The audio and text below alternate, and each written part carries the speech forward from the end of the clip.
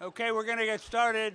Welcome all. My name is Paul Grogan, and I'm the president of the Boston Foundation. I want to welcome all of you to this session on Project Catapult, Investing in Next Generation Workforce.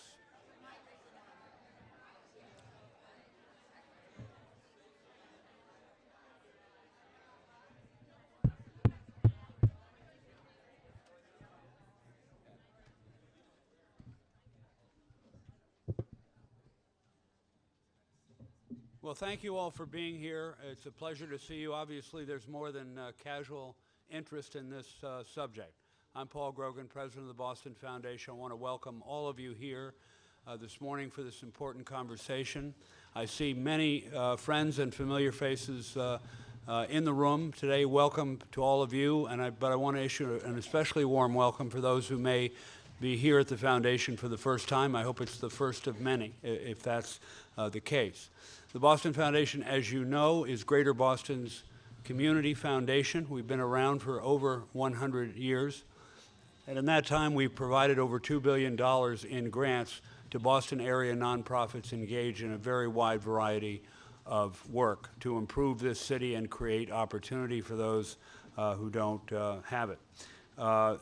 We currently have assets of $1.2 billion, which enables the foundation and its donors to give away well over $100 million a year.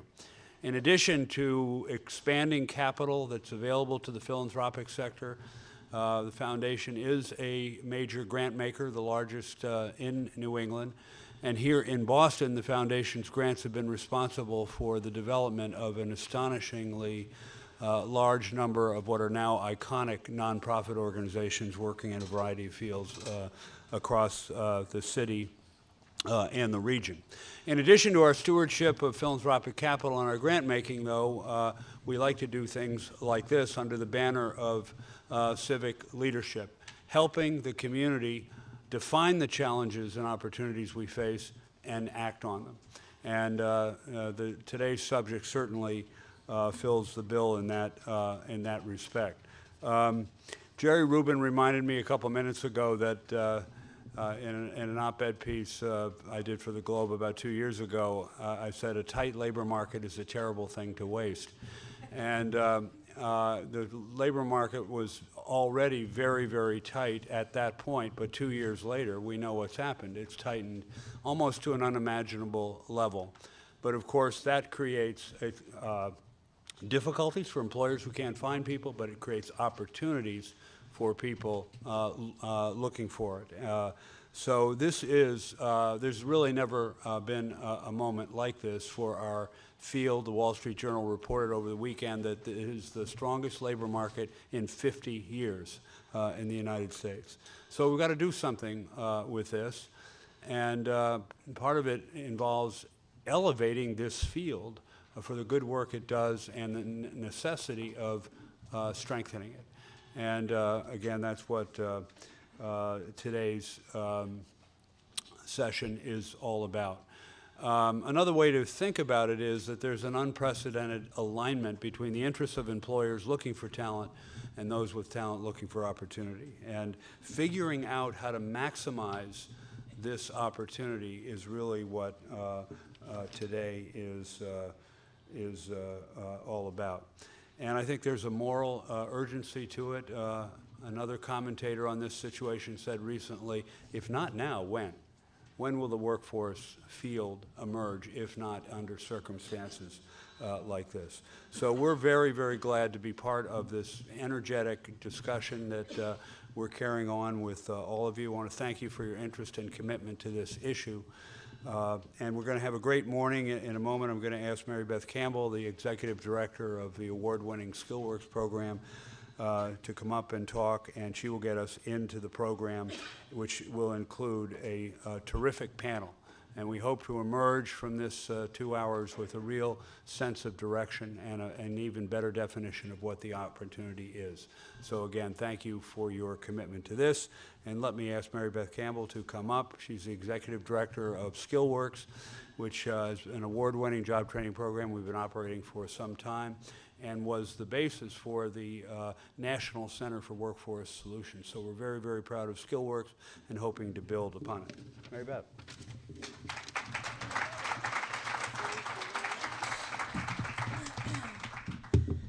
Thank you, Paul, very much. Good morning, everybody. Good morning. I feel emotional about this morning. I'm so excited that you're all in this room. I feel like I'm having a family reunion, so it feels good that you're all here. And I know we're live streaming, so hello to all my family out there. And I'm so excited about this moment. Paul and I started talking about this over a year ago. And it's come to this sort of crescendo, which is not the end, but just the beginning of this conversation with everyone in the room and beyond. So I'm just I'm thankful that you're all here. And I have the distinct honor of introducing our opening speaker this morning, Janice Urbanik, who is the Senior Director for Innovation and Strategy for the National Fund for Workforce Solutions, and came to the fund through a partnership for skilled workforce in Cincinnati, and is a nationally recognized leader in that area. I had the privilege of meeting Janice for the first time when I started at SkillWorks, and I was like, ooh, Janice Urbanik, I can't wait to get to know her. And now today I get to introduce her in her amazing work and legacy of work that she's done in Cincinnati and now in her role at the National Fund. So this is gonna be an exciting conversation that she's gonna kick us off. Janice always brings a little rock and roll to the conversation too, so I'm just excited that she's here this morning and welcome her to introduce this work that we're doing. And come to the stage, Janice. Thank you so much.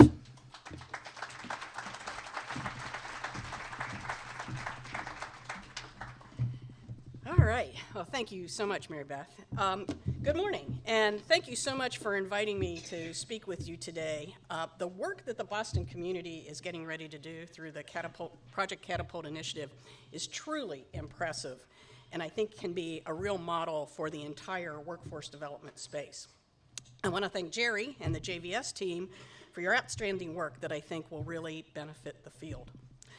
I also know that Stephen Dawson was the inspiration for a lot of Project Catapult, and just want to thank him for that, for not only helping with that, but also helping me personally. So thank you for that. Also want to recognize Navjeet Singh, who's in the back, who is a colleague of mine at the National Fund. And finally, I'd like to thank Marybeth and the SkillWorks team for your long history of success in the Boston community, but also what you have contributed to the National Fund over the years. So what I plan to share with you today is some information and concepts that I've been using with employers to help them understand why and how they need to engage deeply in our work. But most importantly, to do it through the lens of how they can create long-term value and true competitive advantage for their business, and doing that through their talent development strategy. Because as Paul and Jerry have said, the time is now. This critical labor market that we have, as has been said, we can't let this crisis go to waste.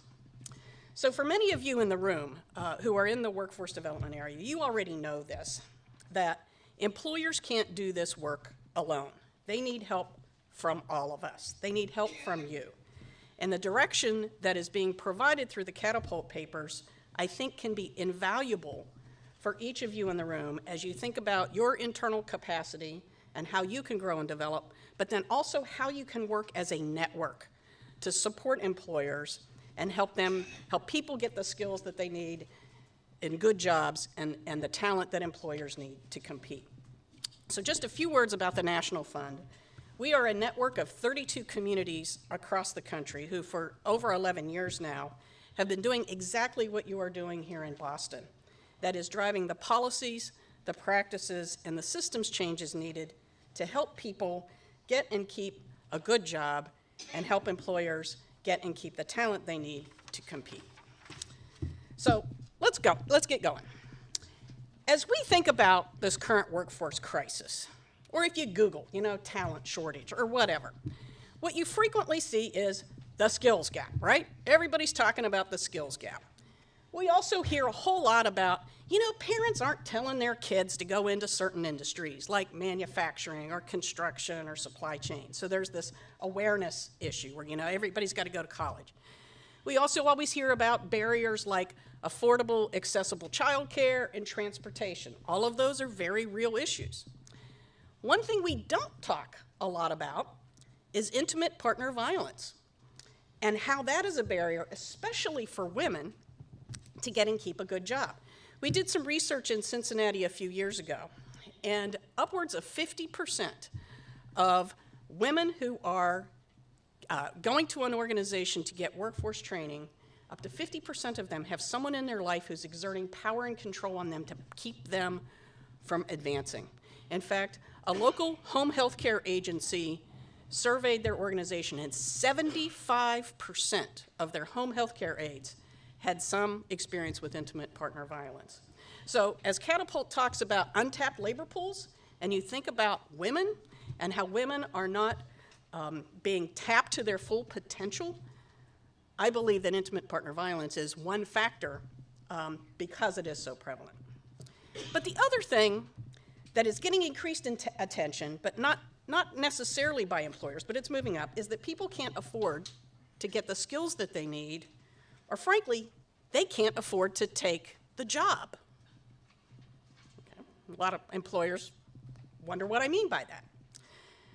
Many employers don't understand that for a family of 3 or a family of 4, they need to be making at least $20 to $24 per hour to afford the basics: food, rent, utilities. There's nothing left over to save for a car that breaks down, a medical emergency, or just savings. That equates to about $50,000 a year, and it's probably much more than that in the Boston community. Employers also may not understand how skyrocketing housing prices are stripping out a person's ability to really build their financial security. In fact, in Cincinnati, over the last 18 years, housing prices and rental prices have gone up 46%, while wages have only gone up 19%. And I don't have to tell you about this, but a lot of employers don't understand the impact of the cliff effect and how it impacts families, and how many career paths in many of our industries fall right smack dab in the middle of that cliff effect. So the great work that's been happening in Massachusetts on cliff effect, you all know this, but across the country, many employers are just coming up to speed with that, and they don't necessarily understand the precarious nature of the financial lives of their employees or their prospective employees. But you all know that. And you also know that as you build your capacity to implement Project Catapult, that you can help employers understand that too. But we know that employers are in a very competitive marketplace. We just can't walk in and say, why don't you pay people more? We can't do that. But one way that I have found to be effective is framing this discussion along the lines of who's available. So, I started this analysis a few years ago, frankly, out of frustration, as I was working with a lot of employers, particularly manufacturing employers, who really only wanted to focus on high school kids. And we need to do a marketing campaign to tell these kids and their parents just how important manufacturing careers are. And they really weren't considering a lot of the untapped labor pools. So, what I did was I worked with a local university and said, if we were to take the Cincinnati area workforce-aged population and reduce it to 100 people, who would that be? Because we've all seen those analyses that says if you take the entire world and reduce it to 100 people, that 3 people would have flush toilets, right? Okay, we've all seen that.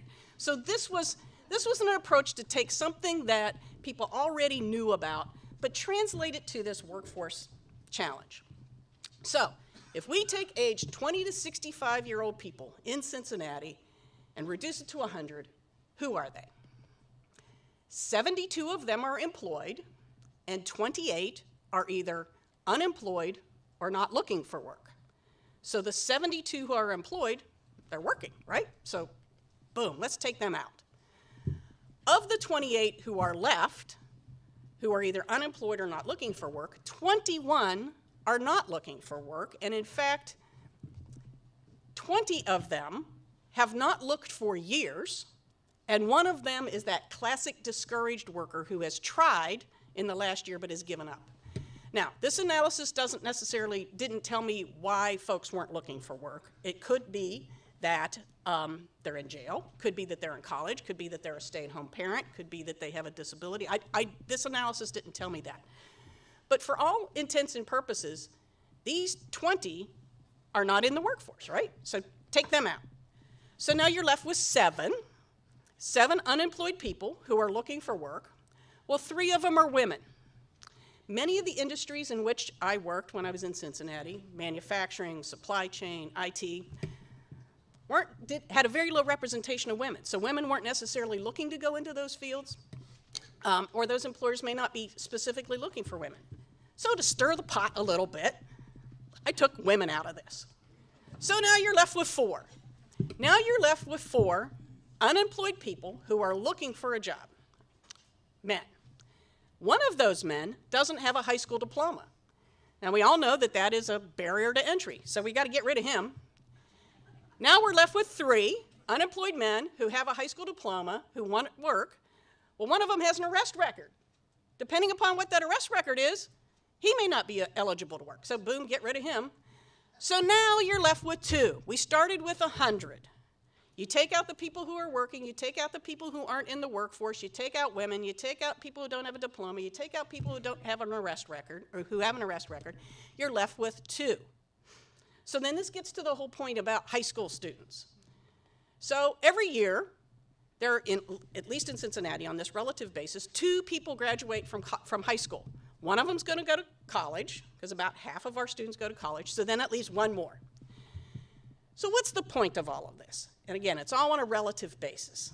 The point is that if employers are really focusing on unemployed men with a high school diploma and a clean background check, that's way too limiting. Looking at high school students, critically important. We absolutely have to help high school students figure out their right career, but it doesn't make a meaningful addition to this labor pool. So we got to fish in better stocked ponds, which gets to the whole untapped labor pool. We need to think about folks who are working but are underemployed, and we need to be thinking about the folks who are the long-term unemployed, who have many barriers. So let's go back to those ones who are employed but underemployed.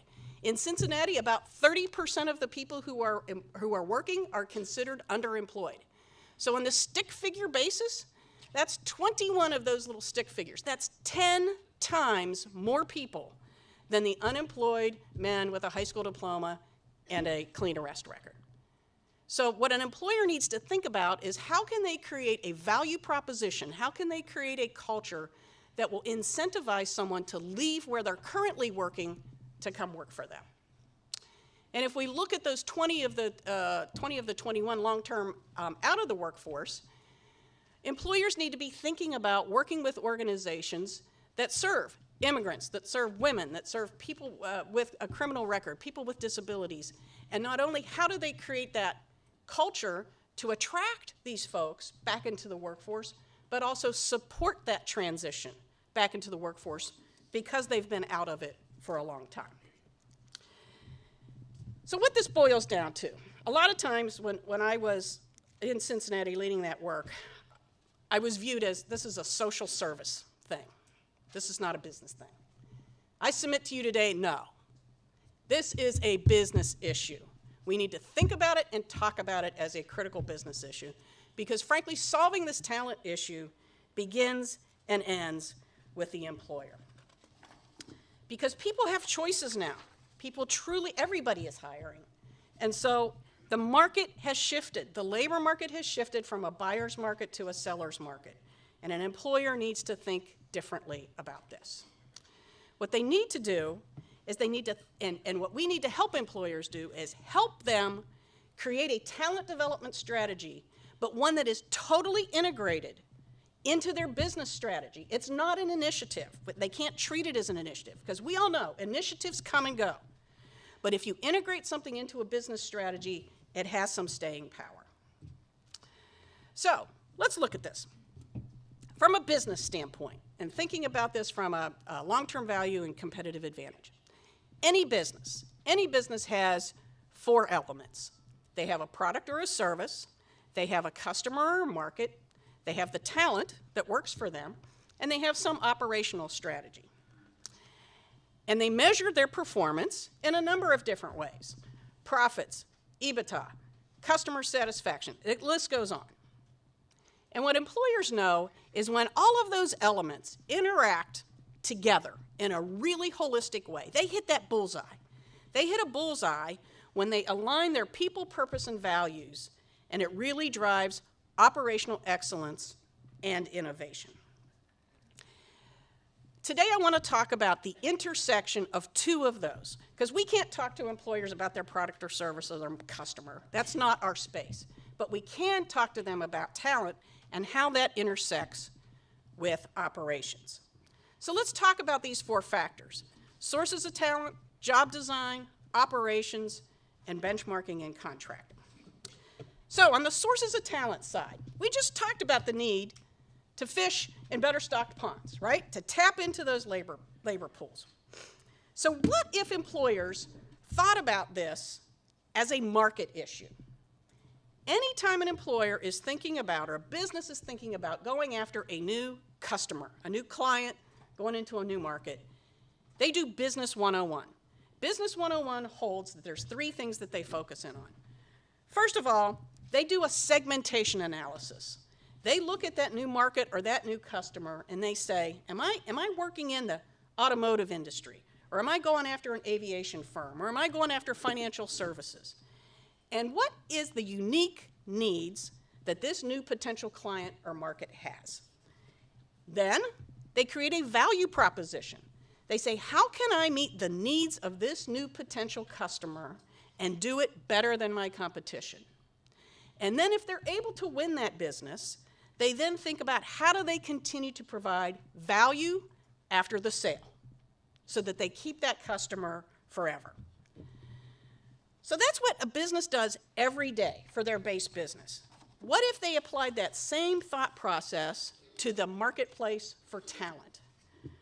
So as we encourage employers to think about getting into untapped labor pools, like immigrants, like people with significant barriers, we need to make sure that we help them understand that segment and understand the unique needs of that segment. Is it skills training? Is it English language training? Is it childcare? Is it transportation?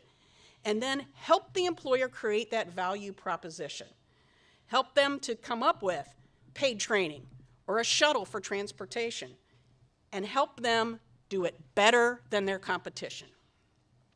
And then, with incumbent worker training, help them think about how do they continue to provide value to that employee after that hire. Because doing it through things like career advancement opportunities. As Jerry said in the report, how do we help employers hire for potential, not pedigree? So let's move to job design. How can we help employers design their jobs to make them as attractive as possible to recruit, retain, and advance their workers? Because again, everybody's hiring. We have to help them think through that. So the National Fund, with Steve Dawson's significant support, has created this job design framework that has elements that are foundational, support, or opportunity. And the items that are circled there have been identified by the National Fund and through some research that JVS has done that says some of those ones are some of the most important to employees.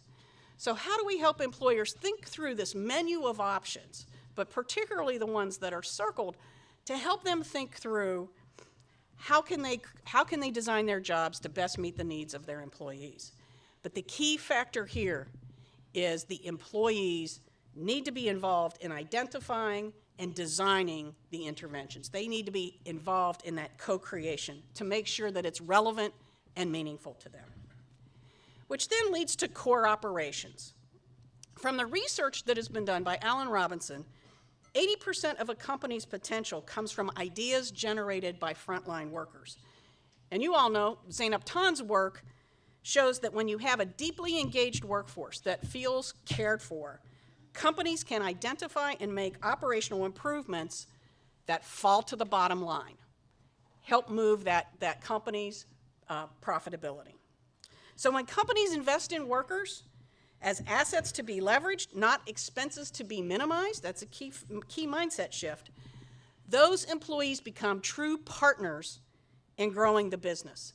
Investments in people beget in their investments, the employees' investments, in building the business. It becomes this virtuous cycle. So what if a company does all of this?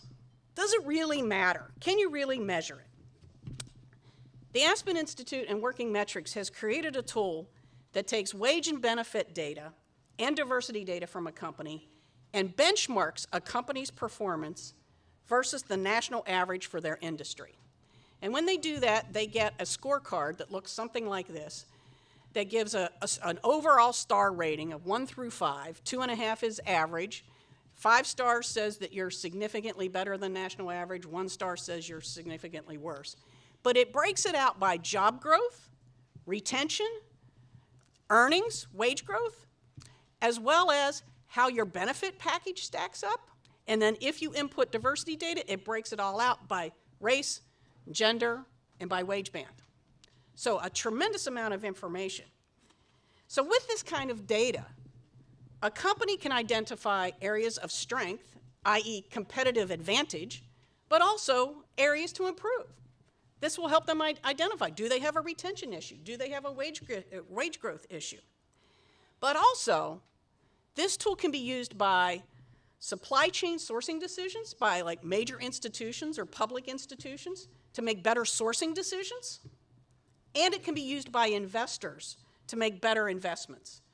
Because we know that companies with superior human capital practices deliver better products, services, and return on investment. So what does this all mean? What does it all mean when it boils down to a company? When a company engages and motivates their employees to become true partners in building their business, they get continuous improvement and innovation for their business. They build long-term value and competitive advantage because of the 4 things we talked about. They can attract and retain talent. They provide superior products and services. They have improved productivity, efficiency, and profitability. And their corporate reputation builds, internal to their company, through their employees, but also across the community. So think about this. Think about this for a second. Not only can we work with one company at a time, but what could happen to the entire Boston region if we had many employers take this approach and really think about how do they deeply engage their employees? Think about the ripple effect to neighborhoods, to communities, to the broader region if we engaged employers in this way.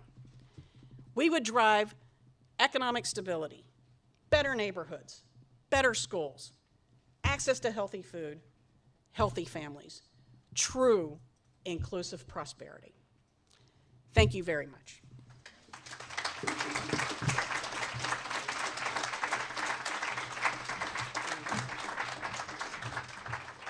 I think we have time for 1 or 2 burning questions, if anyone has anything, but Janice is also going to be invited back up to see after the panel is concluded to take a Q&A as well. So does anyone feel the urge that they have to ask a question right now? Okay, right there. Connected Chelsea, just a question. I appreciate your presentation. Just one thing, though, is I'm wondering what persuades people to approach this not as an initiative. There was still this question in my mind of like, yes, I get all that, but how do companies not still, despite all that, view this as a short-term fix rather than a long-term strategy? I think, and unfortunately the microphone is behind that pole. I think by understanding the impact to the bottom line and understanding how it can truly help the business grow and develop, that helps them make the mental leap around, if we cannot grow our business without having a talent development strategy to deliver the business initiatives, the business strategies that we're coming up with.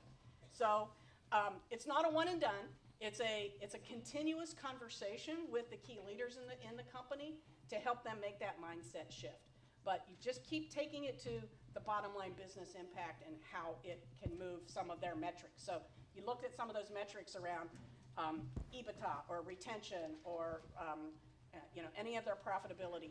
Try to make the connections that way. Thank you, Janice. All right, thank you.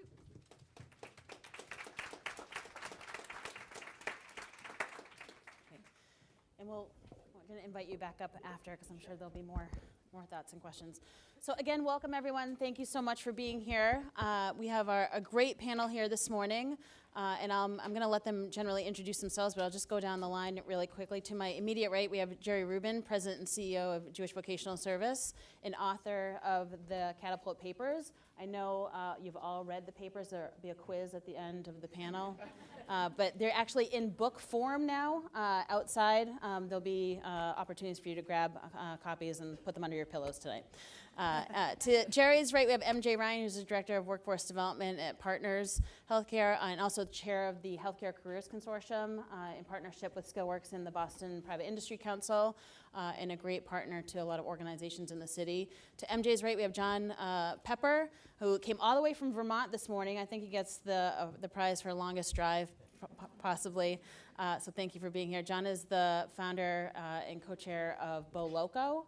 I'm sure many of you have had the taste of Bo Loco in many areas across the city and elsewhere. And he's working on some new ventures too that I'll let him talk about. And then to John's immediate right is Rugi Diallo, Chief of Staff of Resilient Coders. Rugi is the co-author of the 4th paper on the untapped talent pipeline and has worked closely with us on helping develop the mechanics and concept of Catapult. So thank you all for being here this morning. So I want to open up by just letting everyone kind of react to what they heard Janice say, and I know everyone here has either written or read the papers, Catapult papers too, and also ask you kind of just give your thoughts on the papers as well, just to kick us off, and then I'll ask some hard-hitting questions. We can just go right down the line. You don't have to talk about, I know how you feel about the papers. But well, it's interesting because I know Janice, but I don't know her well, and I saw the slides that she used today for the first time yesterday. And I think what struck me about, 2 things struck me, how on the focus she was about what's going on in the job market, but also just how the narrative flipped from a focus on what employers are thinking about versus what those of us who are providers of services are thinking about. And in some ways, to me, that's what this is really all about. We really need to flip the discussion. And employers have the jobs, create the jobs, are responsible for the jobs. And there's this intersection of need right now that is really remarkable. I'll just say one little story.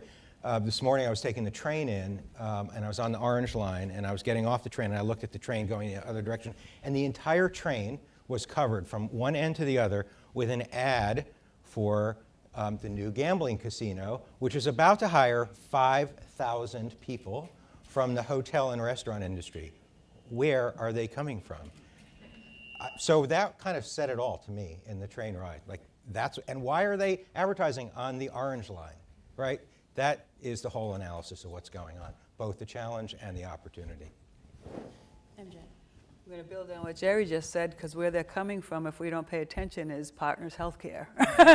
So I think that sums it up for us. But I also want to say that the way that Janice presented that information was the most descriptive I have ever seen.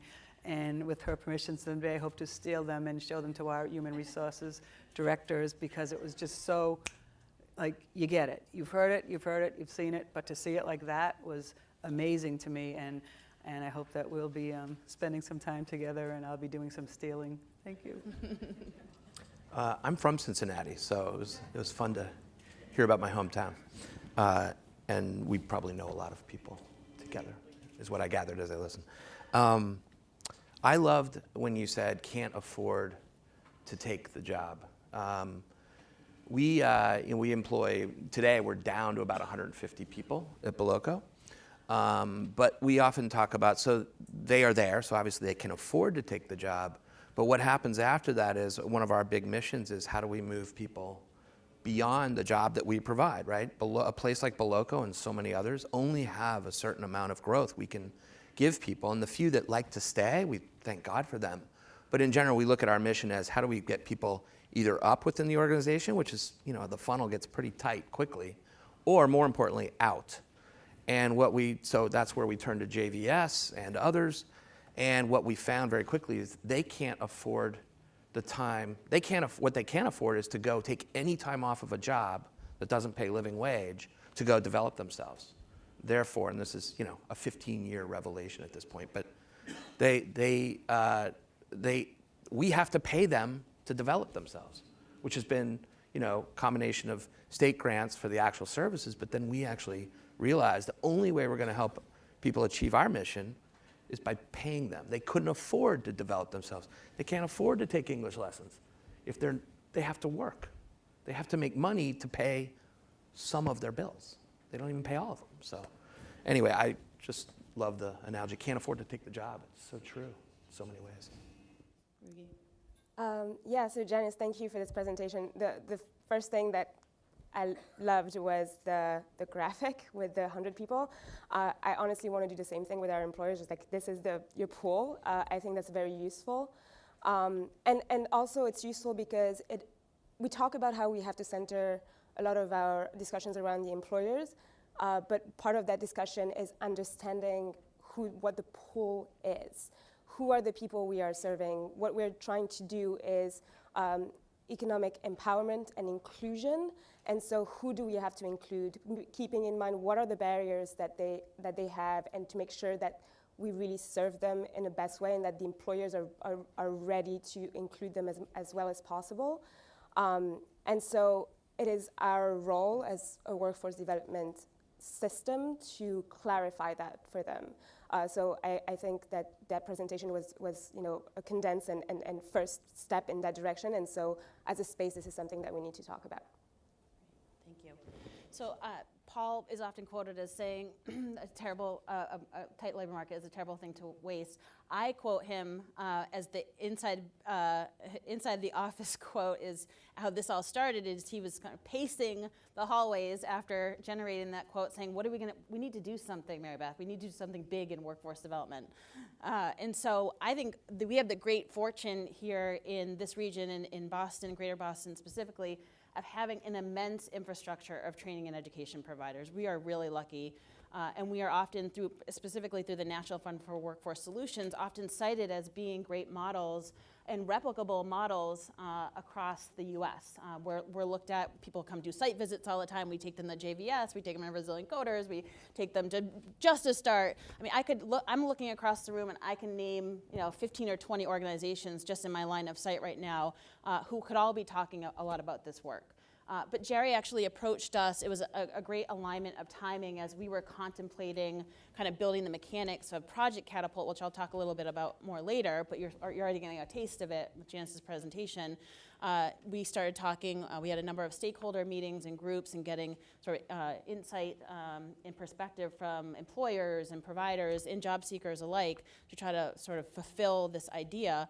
And Jerry kind of in a timely manner approached us and said, well, I've been thinking about this series of papers and wanted to write about the work that JVS has done and the decade plus of experience that he has been in at JVS and prior to that through Jobs for the Future and elsewhere.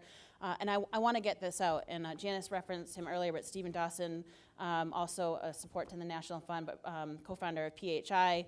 If you haven't read his papers yet, the Pinkerton papers out of the Pinkerton Foundation, he has a series of 6 papers on job quality. The 6th paper was certainly an inspiration for us to think about to Project Catapult and that now or never kind of sentiment. But I know Steve and Jerry were talking too, and the stars kind of aligned, and now we have this published series of papers. I want to just dig into your brain a little bit about what was the impetus for that, and through the good, the bad, and the ugly, and otherwise, what JVS has kind of learned over the years and how that kind of has come through the papers. First of all, thank you, Marybeth and Paul. And I said this to Paul earlier, it really was his quote that got me thinking. First of all, it's the best quote in workforce development history. And I mean, maybe that's a backhanded compliment because there aren't that many, but it was really, but it was awesome. I mean, it really was. And I just thought, that it just captured the moment. So thank you for the opportunity to take some things that I've been thinking about and be able to get it out there. And again, to Steve Dawson, who both inspired me and pushed me to write the papers. I have been thinking about these issues for quite some time and watching 2 things happening. Well, really 3 things happening. One was inequality getting worse and worse. and the kind of difficulty of taking the job getting more significant. Economic growth booming. I mean, I count the cranes. That's how I see what's going on. How many cranes are up, and you can tell what's going on around us. And really the lack of connection between those two things. And then the third thing I noticed is that every conversation nationally I would go to about workforce development would talk about two things. What's the future of work, and are the robots coming? And no one was talking about what are we going to do now? Like now. The future of work is going to change. It always changes. Every decade or so, people write new books about automation in the workplace. This is not new. But this moment seems so pressing. I've never experienced anything like this in my lifetime. Even as an employer, I mean, we're an employer of 160 or so individuals. We have the same challenges that every employer in the Boston area has. How do we find and retain talent? It's the same thing. So it just struck me that this meeting of opportunity and challenge was huge and very timely. I don't believe it's fleeting, but it will not last forever. And it felt like we needed to step in kind of with our foot and then with the rest of our body and open that door up to connect what's really driving increasingly desperate needs on the part of employers with desperate needs on the part of individuals that need opportunity. And just the one other thing I'll say about for our own organization and my own and my colleagues' thinking is it's this idea that in the human service world or in the workforce development world, employers are not a means to an end. Employers are our partners. And if we don't fully understand that their success, employer success, is our client's success, and believe that in a fundamental way, this is not going to be successful. And that culture change, moving from being it's all about our clients who need something and sort of it's employers owe us something, to move from that to a point where we truly believe that there is a dual interest, and then we need to provide something of value, really of value, to make that interest coalesce. And that's a journey that we've been on as an organization for 20 years, and we continue to be on it.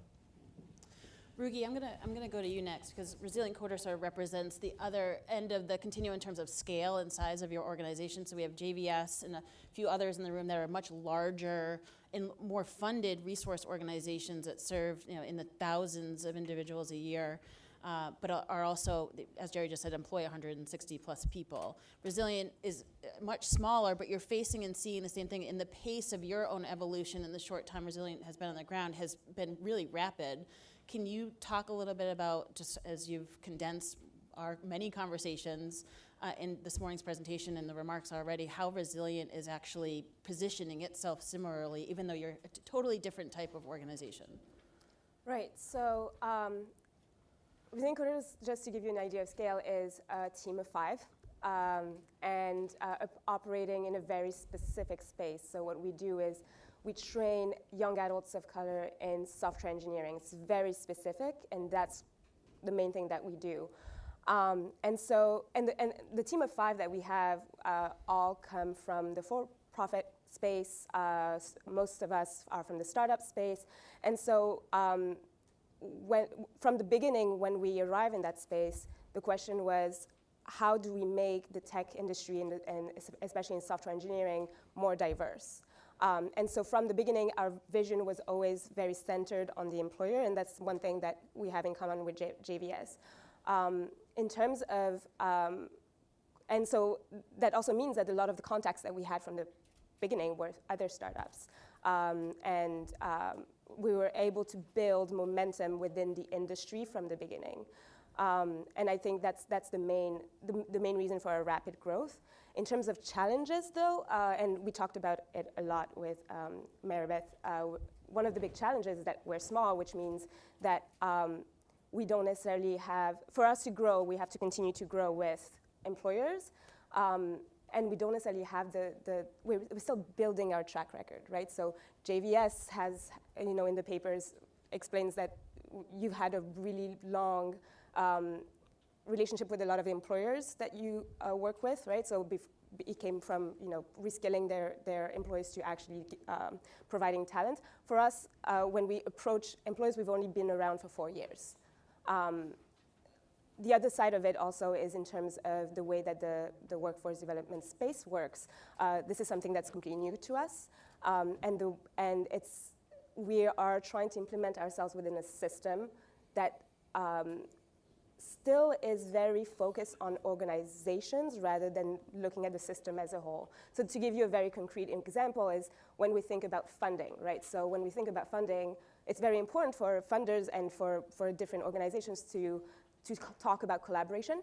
And we want to collaborate, and I think everyone in this room wants to collaborate.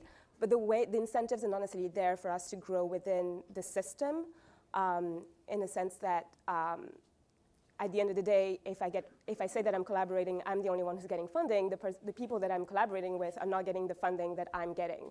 And so there's no real incentive for deep partnerships and not necessarily the capacity for these deep partnerships. So that's something that we need to talk about at a system level as well. Great, yeah. So that's a good segue into one of the themes that Janice touched on that I want to kind of maintain consistency with here is around operational excellence, both from the training and education side, but from the employer side.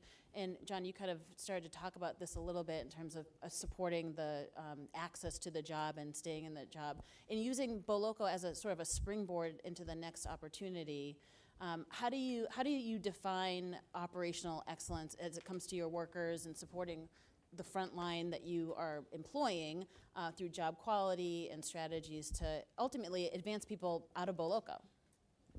It's interesting, right? So our jobs, most of the jobs at Boloco are some of the ones that I think are most at risk of perhaps being roboticized.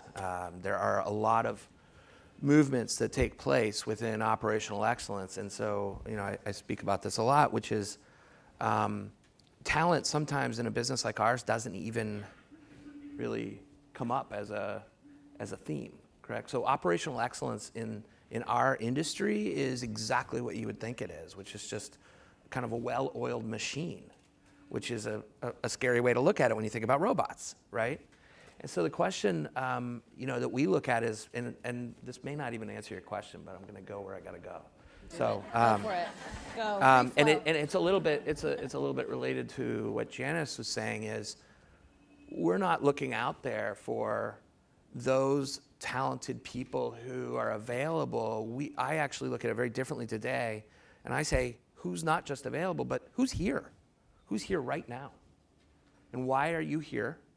And what can we do for you now, which as a byproduct will help our business, right? If we can look at the people who are there right now and realize there's a reason they're here. They probably didn't have a resume when they showed up. They weren't on LinkedIn, right? We don't know even, so many businesses like ours don't know, and what they need to do to keep that job at a very basic level is do the job of, in our case, rolling burritos, Sweet Green making some salads. There's really basics, but how do we start to think about moving, providing them with the skills so that they can get beyond that? The one job that isn't replaceable in a business like ours, that really has everything to do with operational excellence, is hospitality itself, right? So how do I have empathy for the customer that's in front of me and be able to deliver a different service? That's going to be very valuable, I think, in a business like ours. When automation takes over some of the day-to-day jobs. So, we really look at it as who's here, what development do you need, what are the pathways, and we really rely on the JVSs of the world to help us figure out those pathways. Because if you haven't noticed, a lot of things go wrong in those restaurants, especially Boloco. We make so many mistakes. 22 years and we still can't get it right. So I don't know if that helps give a little sense. Yeah, it does. I mean, I think in our conversations you talked a little bit about it in the context of job quality. Yeah, so real quick, the way we define job quality before there was any definition that I read in the Catapult papers, which I read them all at about 11 o'clock at night. They're readable at 11 o'clock at night, just so you know. I think the second paper was a little harder than the others. Just a little deeper, a little heavier, But Yeah, but the really important thing that I'm always like, thank goodness, is wages and benefits are considered the basis of a good quality job, at least according to the Catapult papers, and according to me over the last few years. You can't concentrate on anything else. You can't concentrate on the mission of a company.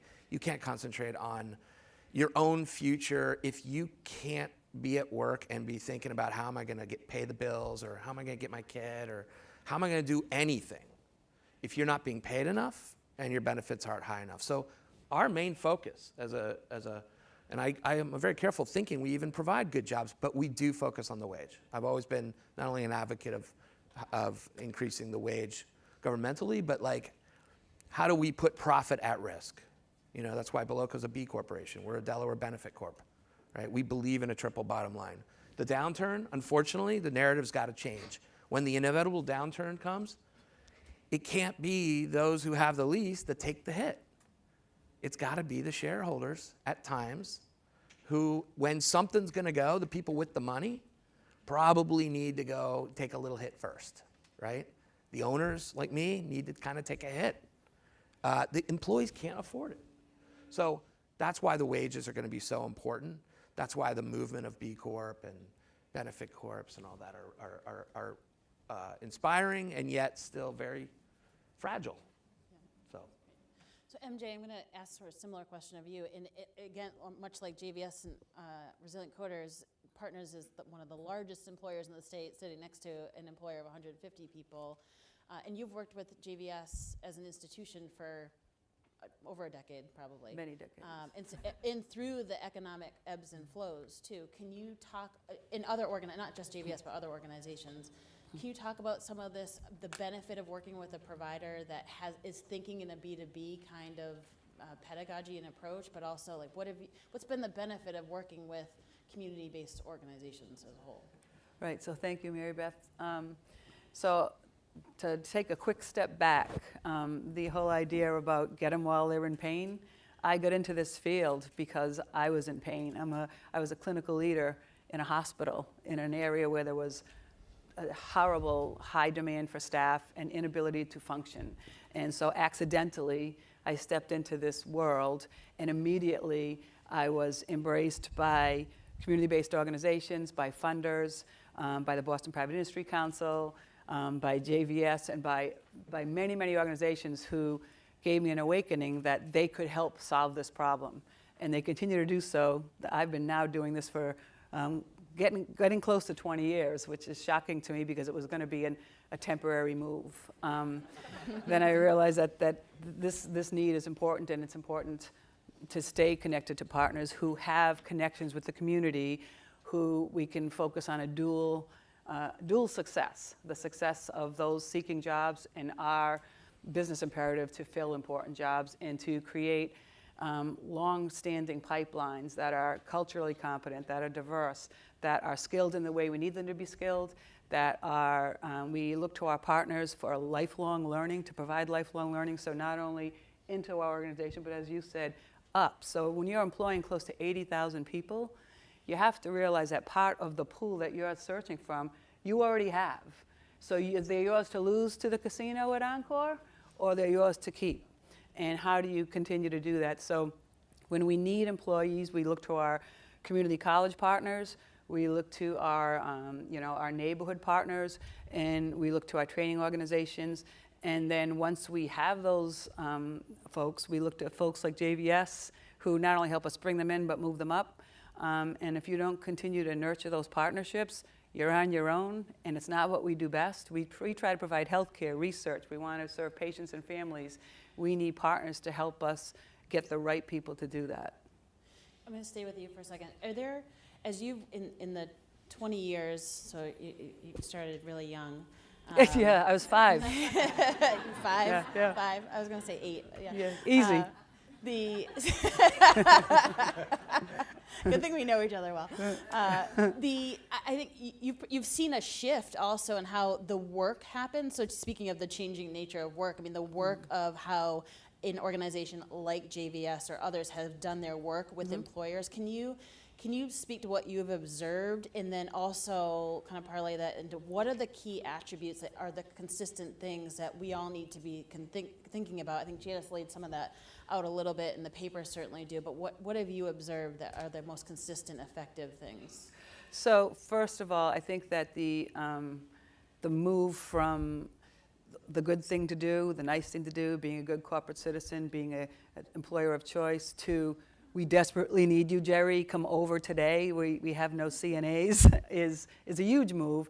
And it's, again, one to take advantage of, as Paul said, now's the time.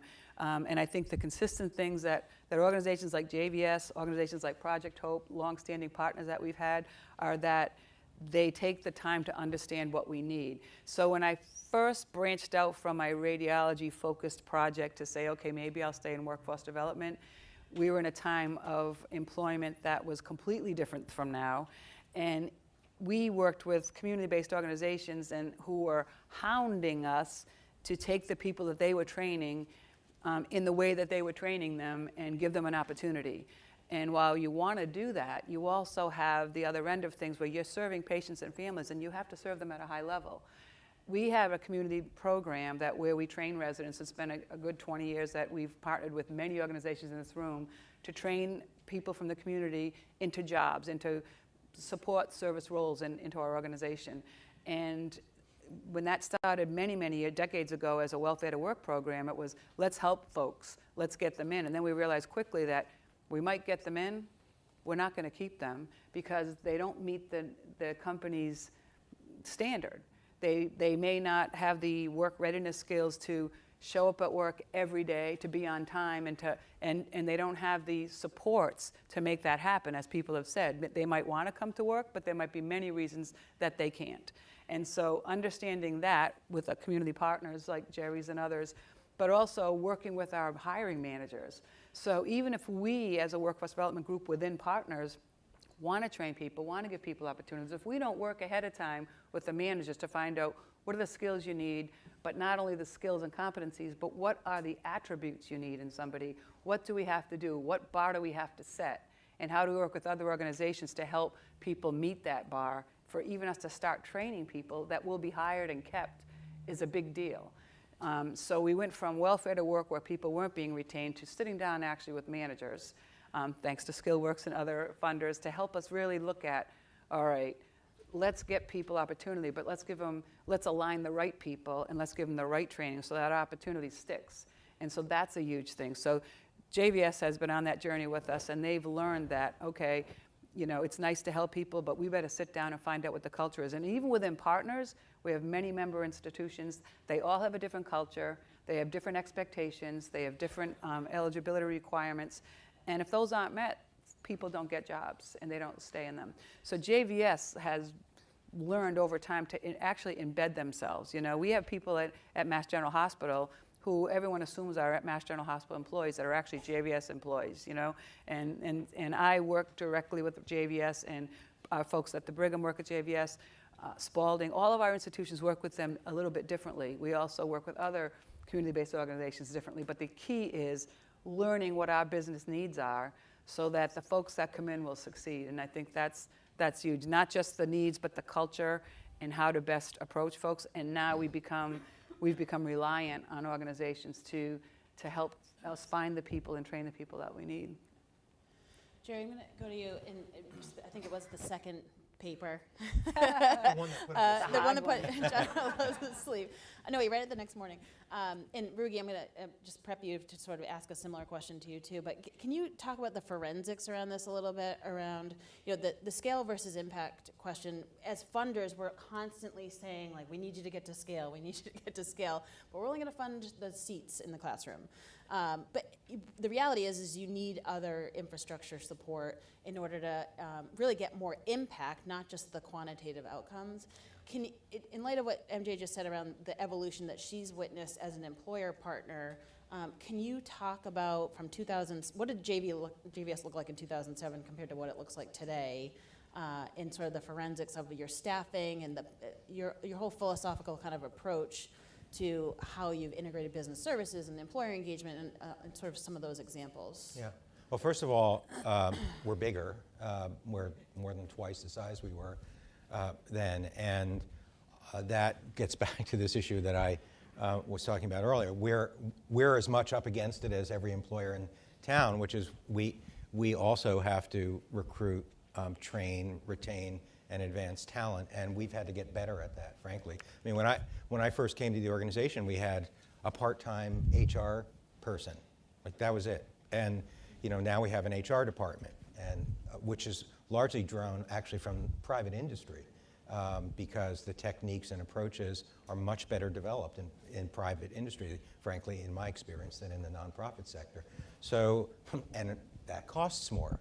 So we are not the low-cost provider of services. MJ and I talk about this all the time. Absolutely not, because I mean, I always say in anything you get what you pay for, and I think there's a lot of truth to that. So we've grown, and that's been a real challenge for us. I spoke earlier about the evolution of our culture. I think when I joined the organization, a decision had been made to build a different employer-embedded culture within a traditional workforce development organization. Traditional meaning client-centric.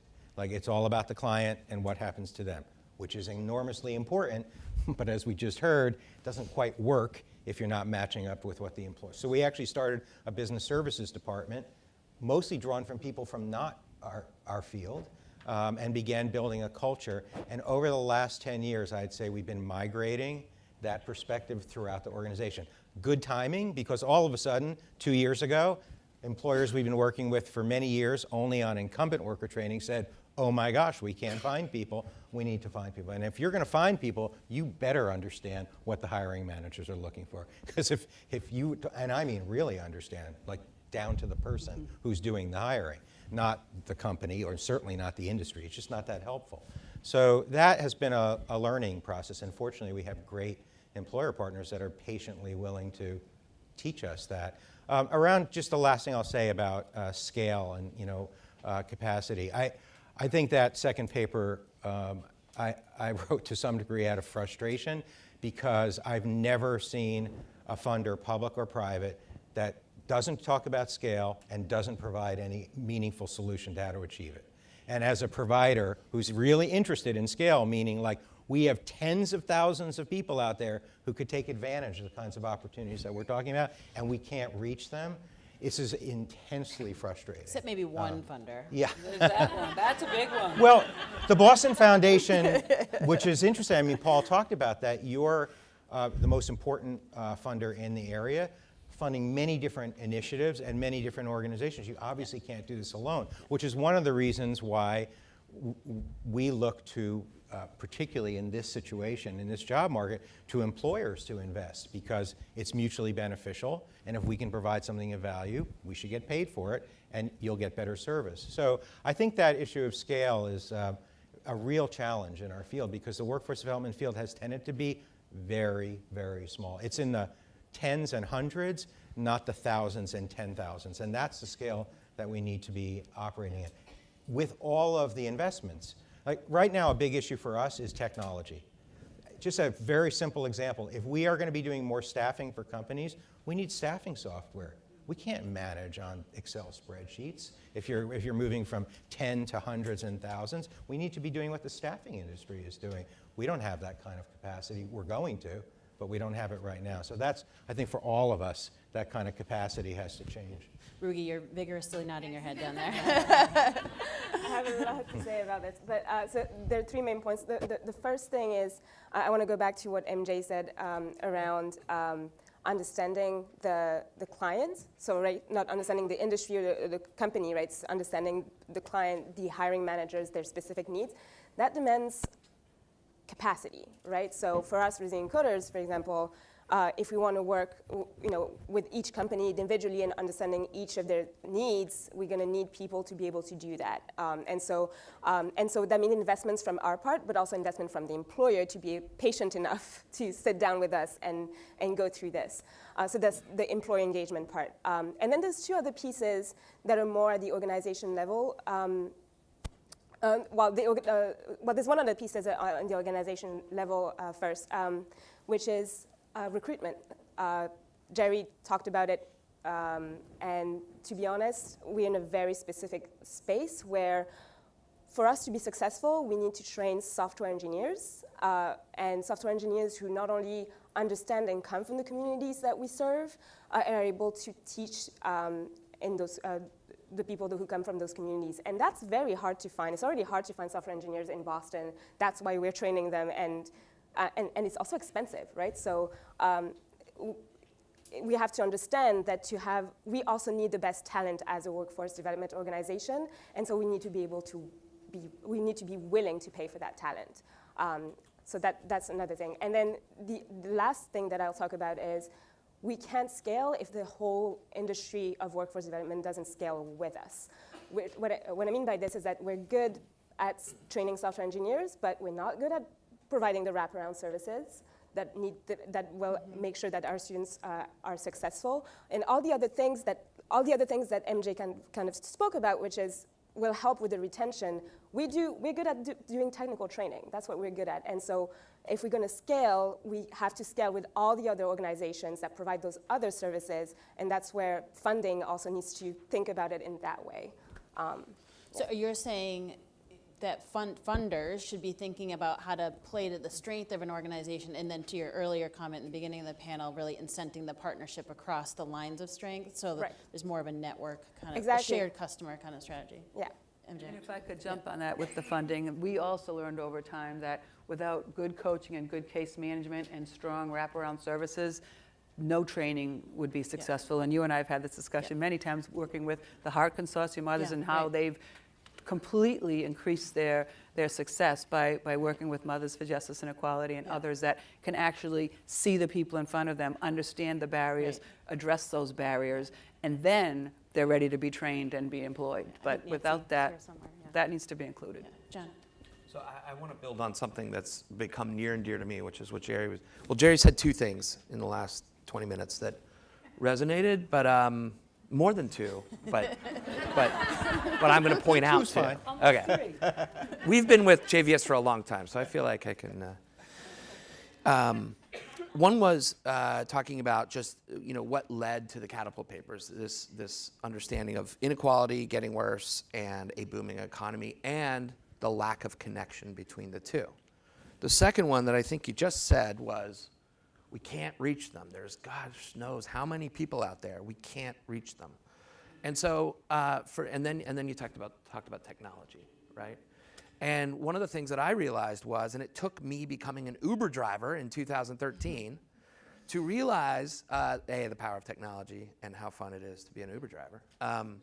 But also like the power of technology to tell me as that worker in my workplace, which was the front seat, where I stood. I got constant feedback, good or bad. Usually, I really worked on it being good.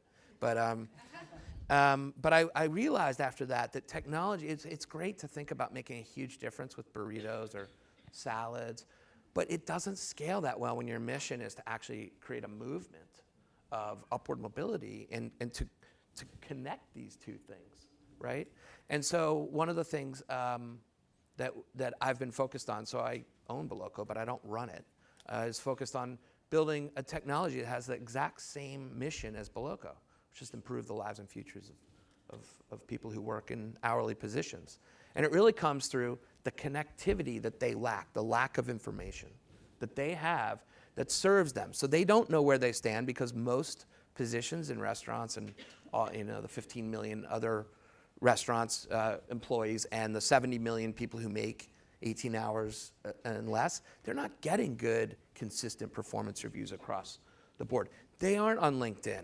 They don't know how to even describe themselves on LinkedIn. In their interviews, they're not saying, here are my 3 strengths that I've created, that I've gathered over time because of the data I received from my workplaces. They're saying, my Dunkin' Donuts manager sucked and I want a new job, right? I mean, that's what it comes down to. So how do you start providing them with information that they control, right? And then how does that lead to, I know my strengths and my weaknesses. And then how do you create pathways to places like JVS? They don't know about JVS. They don't know about anybody. They're stuck doing their job, and then their second job, and their third job. And then how does technology sort of accelerate this connection process? And that's actually what the business I work on today is, which is a technology business. focused on helping connect people to education, pathways to development, and then jobs that need people with their strengths, and seeing how it goes together.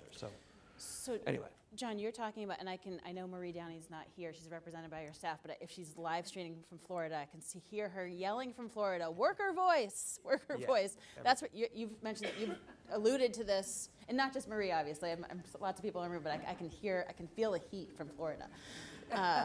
I feel the heat on worker voice, yeah, I mean. But you've kind of alluded to this voice a couple of times.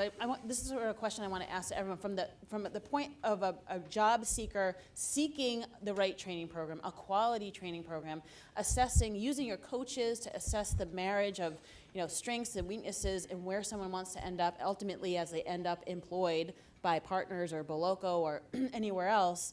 Where does that input come from in terms of developing a training program, making sure it's identified in recruiting, and identifying potential candidates for training, and ultimately transitioning to making a good job fit? I hear the voice also from Florida, and I know that in the unionized sector, which BestCorps has excelled in, particularly in the hotel industry. You've got a formal, structured worker voice at the bargaining table, and there's no question that that is an important and powerful voice for labor. But 95% of the workers in Boston are not unionized. I mean, 94%, so it's 6% unionization, and so.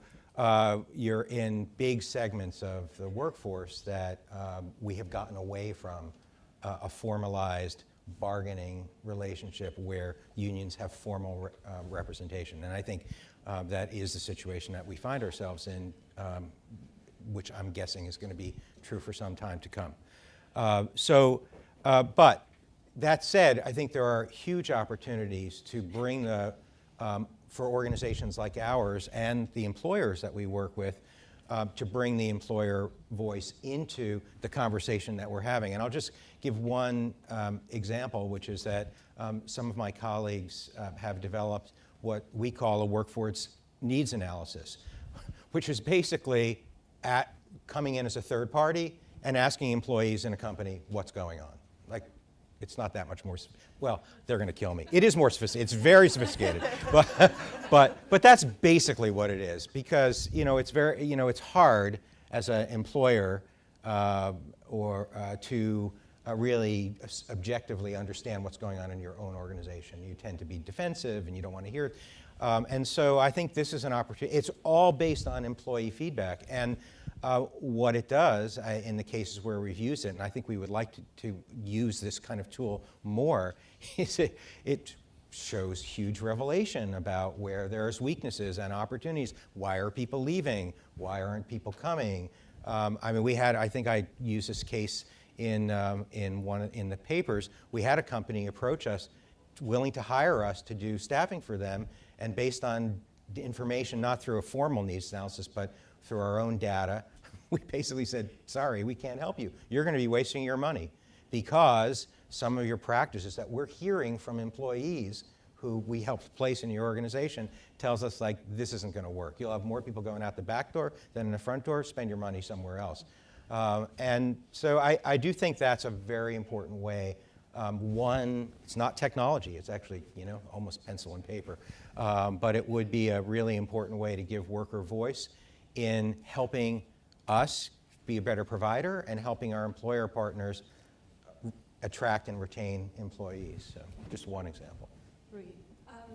I want to build on what Jerry just said, because what it comes down to at the end is a question also of leverage. I think in one of the responses, I think it was Professor Osterman who was talking about, okay, so we have a tight labor market and a bunch of people are going to have access to jobs that they wouldn't usually have access to, but then when there's a downturn, who are going to be the first people to leave?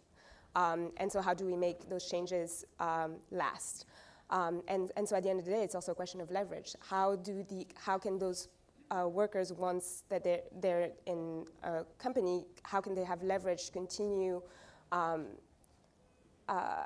continue those practices, continue the good hiring and retaining of employees and advancements of employees. And so there's definitely a role for us as workforce development organizations, especially when unions are not. So there's a role for like making potentially unions stronger, but also a role for us to, by becoming experts on talent development and by having also employers relying on us to bring that talent, to have that kind of leverage, and the example that Jerry just mentioned, which is being able to say, you need to change the way you work, otherwise we can't work with you because you have all these other problems that will make it not possible for you to have a equitable and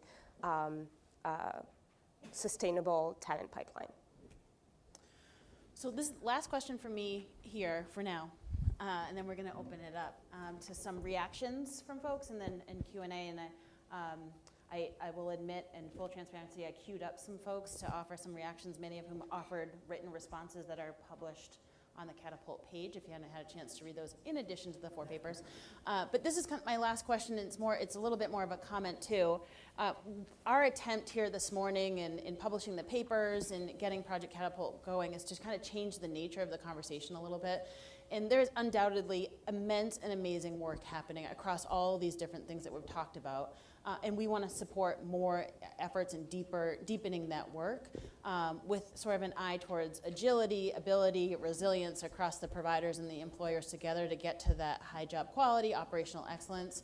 You have the floor right now in front of an audience here of 300 plus people and the millions of people watching at home. And so, hey mom. It's also my dog's birthday today, so hey papaya. What in a 20-second pitch to the audience here, what would you sort of say to the audience in thinking about motivating this conversation to shift a little bit and how we need to kind of shift our system into this new economy, this workforce system? What's the single word of advice you would offer folks in the room? One word? Single word. 20 seconds, or a couple words. Just one thing that I do think that, and I've said this so many times, this is a moment. It's not going to last forever, and we really have to be bold and go big. I think this is really important. We are not going to see a moment like this again. One specific thing that Rugi mentioned that I think is very important is to think about our work as workforce organizations and employers from the point of view, another industry term, from a supply chain point of view. So if we think that the job market is going to get tighter in the next year, and I'm betting that it will continue to get tighter, that the 3 people left or the 5 people left is going to be like 2 people left, or maybe a half a person left. It's going to get. This is getting worse, folks. It's going to get tighter. I mean, I don't know whether the next recession is going to happen. It will happen at some point. I don't think it's in the next year, but who knows? It's going to get tighter, and what that means is that finding these folks, finding people for all of us, is going to become more challenging. And then removing the barriers that might be keeping people who are not in the job market away. And one of the ways to do that, I think, is to really improve our supply across communities, to trainers, to community colleges, or whatever the track of individuals to a particular industry needs to be. Both get it better and pay for it. I mean, we had an experience. We went significantly into scale with our Pay for Success project. All of a sudden, we were having to recruit several thousand people in multiple communities. Well, we didn't just roll up into those communities and do it ourselves. We partnered and paid local community organizations to work with us to recruit and screen people. We paid them. How else are they going to do this work well? So, but if we did that, we paid for it. We actually had really good technology to help us do that, which we don't. Actually, the staffing industry does, but we don't. I think that we could make it, if we were clearer with our community partners about what different jobs require. I think that job's getting easier because job requirements are also coming down a little bit, so the opportunity is bigger. But I think we have to we just have to get better at it from our end, and I think the system has to get better at it. And I think there's a real opportunity to create a supply chain. MJ? My one word would be realistic, and that goes on both ends. So there's a realistic, the realistic thing for employers to realize is that you don't need a bachelor's degree to answer the phone. You need to look at those job descriptions that might have worked in 1985 and say, you know what, in some cases, do you even need a high school degree to wash the floor properly? Yes, you have to understand safety. You need to learn how to teach safety to people at all levels of understanding and employ people at the correct levels, and then do what you can to move them up if they're interested and if they want to. And if they're not, one thing I am very proud about Partners is that you pay the people that maybe either for whatever reason are happy at a certain level or realistically are at that level in support services, let's say, and pay them properly. But those that do want to rise. Realistic to the training organizations and the community-based organizations is we are still, for in just my example, is Partners Healthcare. We're still Mass General. We're still Brigham and Women's. We're still organizations that people expect world-class care to be delivered within. We expect the best of the people. If your parents are sick or your child is sick, you want somebody at that desk who gets it, who can communicate well, who can help you, who can prioritize, who can use critical thinking, who is that person who's going to be on time, be at the desk at 6:45, because at 7 you're there with a sick child. So realistic to the organizations preparing people for us is it might not be a short fix. It might be a long-term training. Realistic to the funders is in order to make that leap for some people, we are left in this environment with a difficult group to serve or people with more barriers, let's say. Everything's possible, but it's not overnight. So funding may be longer term. Funding might be more basic services. In addition to English language services, childcare, those wraparound services, you need to pay for those things, as Jerry said, in order for people to succeed and to be at 6:45, be at the desk at Mass General. So it's that realistic all around, you know. Everybody, I think the intention for everyone is that you want to help people and that you want to serve a good social goal, but you have to serve your clients well and you have to serve your business. Everybody wants to do that. So for people in the community-based organizations to think that, no, there's a barrier and you're not trying to help us, be realistic. So we all talk about inequality. We talk about the income gap, the wealth gap. What we don't talk about as much is this information gap, to what Jerry's point was, the connectivity between all these issues, right? How do we find the supply and the demand and put it together very carefully? We also have a gap that has closed very significantly that people don't think about also, which is the iPhone-Android gap. There is no more gap. Everybody has a device. Everybody, that's where we are actually just almost equal. And so what's interesting is how do we leverage that fact to try to help connect the people with the better jobs. So it's the thing that, the words that I think about are, as the two words I'd leave with, two, not one, information gap. You've all taken more than one, it's fine. I know. But it's there is, like, if there's any big gap out there, it's an information gap. It may be bigger than anything, but we've got the tools in place already to fill that, so. Ruby. So I don't have one word. I'm sorry. So I would want us to remember that even though the opportunities are very specific depending on the employer, right? The way that JVS is going to work with Partners Healthcare is going to be different than with other companies and depending on the particular role, et cetera, and that's very specific. But the barriers that we're talking about are systemic barriers and understanding that, right? So when we talk about access to opportunities, those barriers are, we have to keep a racial lens, a gender lens, an income lens. So for us, when we talk about automation, who's going to be affected by automation? It's going to be communities of color in Boston. When we talk about a booming economy in Boston that is not equally distributed, who are the people who are on, get the shorter hand of the stick, right? Like we just have to look at the racial segregation that we have in Boston. So when we think of solutions at a systems level, we have to be aware of those systemic barriers, which means also systemic barriers as an industry for us, right? So what are and I've talked about this multiple times now, but the way that we do our funding and work to collaborate together, what are the incentives that make it so that we can actually work well together to serve a common vision. Great. Thank you very much.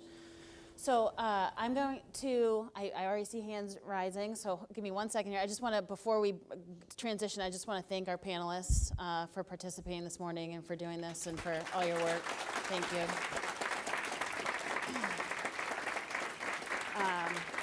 I'm going to invite Janice back up, and I'm going to move up to the podium over here.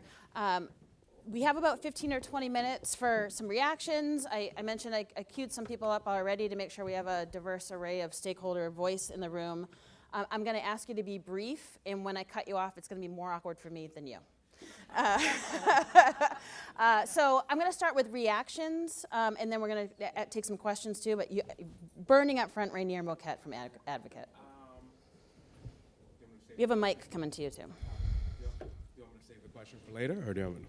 Just give us your reaction. So my first reaction, I think that reports like this continue to come up. Thank you, Jerry, for leading the charge. I thought that Ruji's comment around the wraparound services were right on the money. I own a technology consulting company, and that's my business hat. I have a workforce development program called Cyber Warrior Academy. We're very, very good at training security engineers. We're not good at the wraparound services. Something to think about for JVS, perhaps, as you perhaps partner with organizations such as ours to complement the work we do. And I'll save the question for when you think is the right time. Great. I'm gonna make eye contact with some folks that I've queued up a little bit. I see Deborah over here and Bob and Aisha. If some of you wanna, if you wouldn't mind offering a couple. Oh, you have go for it. Deborah Rue from Justice Art offered one of the written responses to the papers. Thank you. This is stimulating and practical, I should say. But one of my first questions is, I think MJ referenced it a little bit, but the success I'm interested to hear that Jerry's had in getting employers, as they work more closely, to give up that placeholder of the bachelor's degree or any kind of degree and be more open to alternatives to that. Yeah, well, first of all, the recent data is pretty interesting because it's already happened.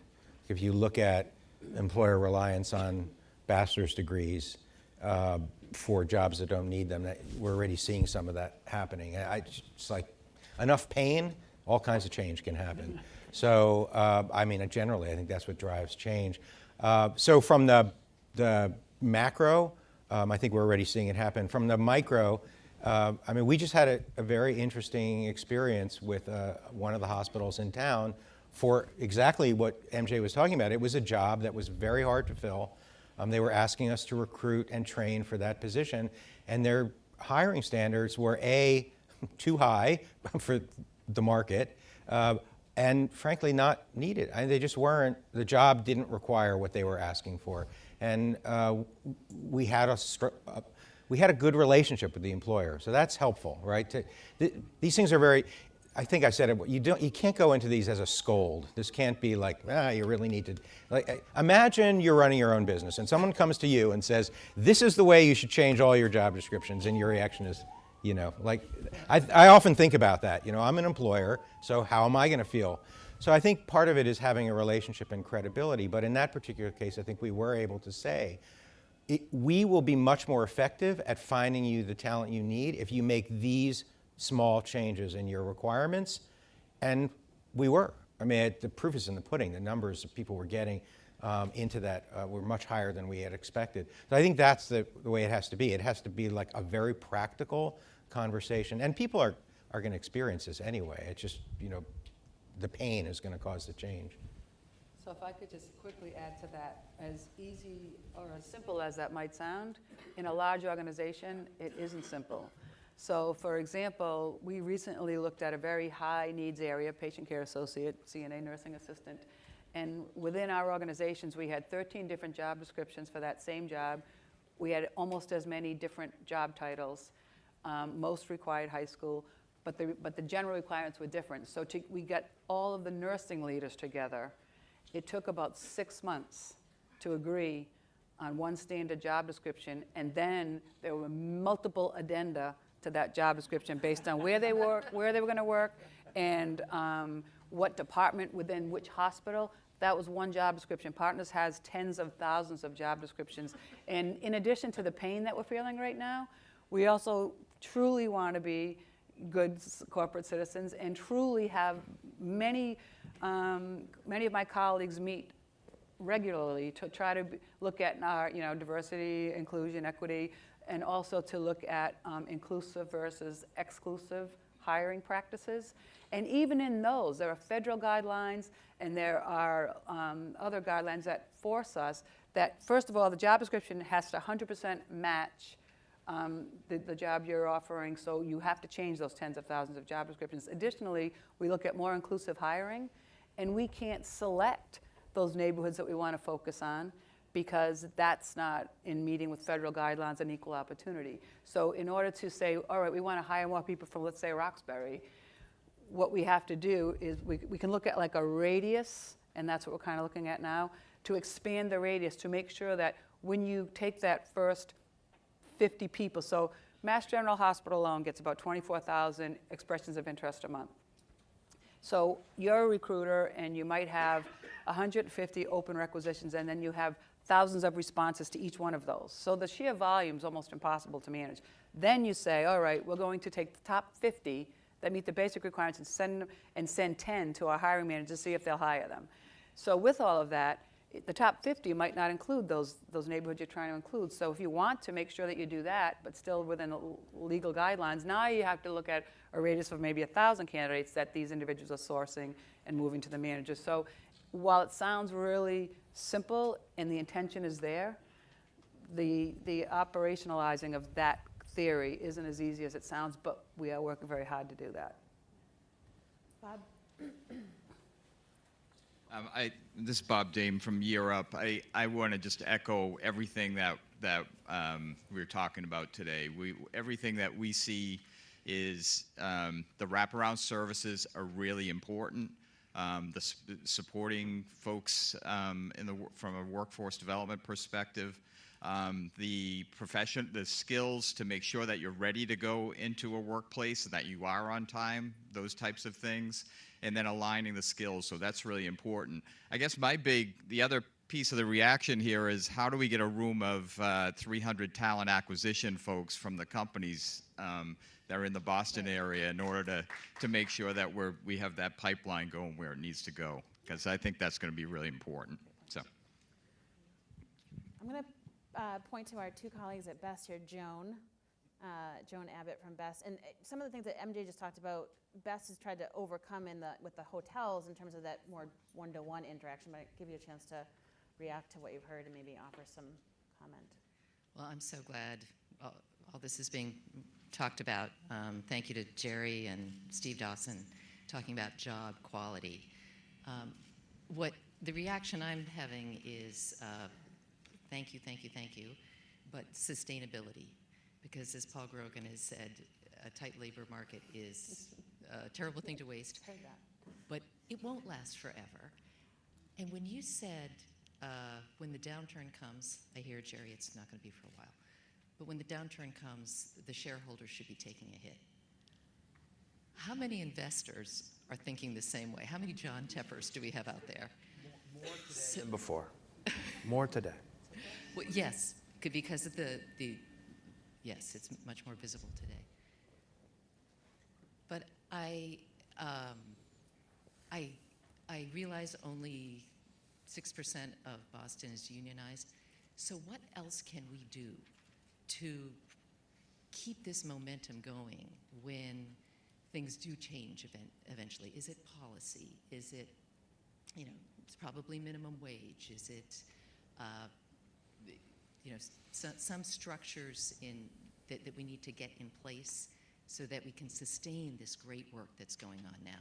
Janice, you told Stephanie you make the business proposition, and I agree, and Zeynep Tan's doing wonderful work on that. But when push comes to shove, shareholders think short term. So it's just a great time to let's take it one step further and think about sustainability. Any reactions? Just a Couple things. One is, I don't know if people saw yesterday or the day before, the Economic Policy Institute out of DC published some pretty interesting data, which in a way was kind of like, duh. You know, the 6 states that had the greatest increase in wage gains for lower income individuals were, or maybe it was 8 states, were those that increased the minimum wage in the last year, of which there were many because we had ballot questions all over the country. So clearly from a policy point of view, there are some big impacts you can have on wage gains, minimum wage being one. Earned income tax credit is another very important, I think one of the most important. And Massachusetts, we've, you know, to the governor and legislators' credit, we've increased that, and I think could do more. I think for the way, and we've talked about this a lot in our organization. Yes, it's a moment, but it's going to change. So my thought about that is, make hay while the sun shines, for one thing. Like I'm not going to worry about what's going to happen later when the moment is here. Like it's here, so do something now. And I hope that we can, with the kind of argument that Janice had, and with if we are actually effective, like if we can really deliver value and solve problems for our employer partners, that we can together somewhat shift the rules of the game, so that when a downturn happens, which I'm imagining it will at some point, we've developed a different way of thinking about talent acquisition and retention and advancement that may have staying power. Because, I mean, we've been through ups and downs before. I've seen at least 2 big recessions in my lifetime. And so this is, that just happens. But certain things do change and stay. And that's what I'm hoping that we can participate in. But we have to be good at it. Like, we actually have to deliver something really effective. And I think that's our challenge to take on. And I think that to add to that quickly, I think that some things do become muscle memory, they become a pattern.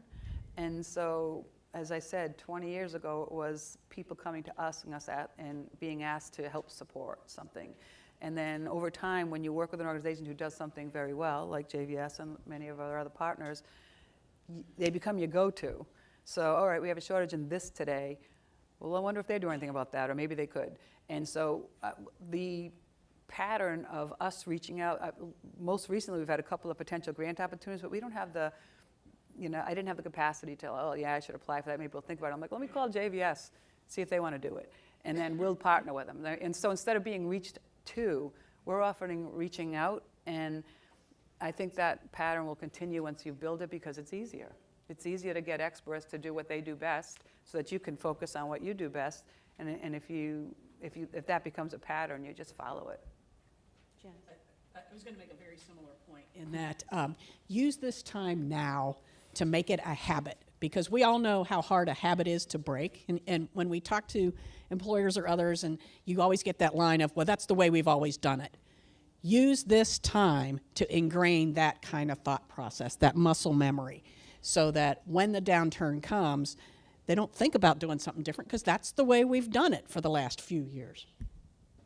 So we have time for 1 or 2 more questions. Rainier, I know you had a question in addition to your comment. Are there any other hands? Okay, and Carl, and okay, we have a few more. So Rainier, you can go, and then we'll go down the line. So my question is around alignment between the investments that an organization like Boloco is making. I also don't believe that investors in a public setting are going to simply let go of their profits. In fact, it's their fiduciary responsibility to maximize shareholder value. So the question is, how do you create alignment between the two? So in the United States, we have a number of changing demographics, and in Boston, for example, we are a majority-minority city.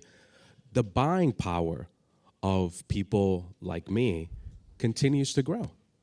So how do we begin to reward organizations like Boloco that are making investments, that are creating economic and workforce development opportunities for people, and make sure that you are a vendor of choice, that when I am going to go out for lunch, I'm buying at your location, that your efforts, the fact that you're here today, is well publicized. There has to be alignment, economic and financial alignment, between that kind of investment and the ROI that comes back to you in order for this to be sustainable and scalable. So my question first to you, John, and I'd love to hear the thoughts of others, is how do you create that alignment? Because otherwise, I just don't think it's going to work. You have to be rewarded for what you're doing. Right. Thank you.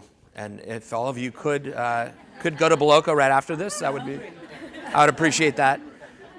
It is true right now, doing the things that we do at Boloco still on their own are not cool, right? It's not, unless we're so good, whether it's operational excellence that you were asking about earlier, or some sort of marketing spin that gives us this Instagram, Snapchatty reputation. When we put a picture of a bowl, 1,000 people like it, versus right now, I think we're the most uncool brand out there, and we used to be the coolest. It's kind of weird how that changes. And, we're like 22, which is 100 in the restaurant business. But I will say that I feel like whether it's us or not, I'm not as worried about. There are new companies being formed with the things that we're talking about here as part of their core DNA. And we should all know that that's happening. I know a lot of the founders, and a lot of them will tell me, wow, we were really inspired by what Boloco was doing back in 2006 or 2009 or 2012, and that led to having that be part of our core DNA. So some of those companies that also have the really cool marketing teams, and you put those together with operational excellence and a mission to do better, and things, they do get rewarded. There are some getting rewarded, right? It is slowly, right? But you're right. We're not getting rewarded. Like for all the things that we do, we're flat, we're kind of old news, and that's kind of the way it is. It's really going to take a breakthrough for where social justice becomes a key buying component of a business, right? Where you say, I'm going there because of what they do, and I know my money is going to a good place. If they make a profit, it's a high-quality profit. It's not a low-quality profit. We don't differentiate between profit. We're just like, it's profit. But there's high-quality profit and low-quality profit. Is that? I got some ideas for you. Thank you. I'll look forward to them. So I know there's a few hands up. We have time for one more question, but our panelists are going to be here till after the panel till about 11. So I know you had your hand up sort of first in the queue, so I'm going to go with you, and then we're going to wrap up the panel. Hi, thank you so much. I came out all the way from Western Mass. It's not quite Vermont, but it is Western Mass, with the Economic Development Council of Western Mass. Springfield is a Working Cities Challenge city, and that has been a huge plus for us to be able to look at the collective impact. The question I have really is for Janice, which we are working really closely with employers. That's been our focus, is to bring employers to the table much earlier. And one of the issues is, even though we're working with employers, HR managers really haven't received permission to hire outside of the box, so to speak. So the credential and the have you ever done this job before question still rules. So I guess my question to the panel and to Janice is, are you working with one employer at a time? How are you getting that change? Are you trying to convince them to do skills-based hiring? Has that come into your conversation? Because we're actually trying that. It's not working perfectly, but it's moving the conversation, but getting employers to sort of think about the transferability and giving HR folks the permission without, if we didn't meet with the employer, our folks that we're working with in our trainings would not get hired. So it is literally on the ground, boots on the ground, recruiting. So I'd like to hear more about how you're doing that. Thank you. Thanks. So part of the challenge is every company is different. The leadership structure is different, the culture is different, the process is different. So yes, you do have to work with each company individually, and your entree point oftentimes is different. Sometimes you come in through the HR manager, sometimes you come in through the CEO, sometimes it's the hiring manager. It just varies. But the one thing that we have found to be common is the CEO has to be aligned. And the CEO has to push that through the organization in a consistent way through the HR manager, through the middle management, through the frontline manager. And that has to be consistent, or else you run into the situation that you ran into. So one of the key factors is understanding what motivates that CEO and who can motivate that CEO. Sometimes it's peers. Sometimes it's community or corporate reputation.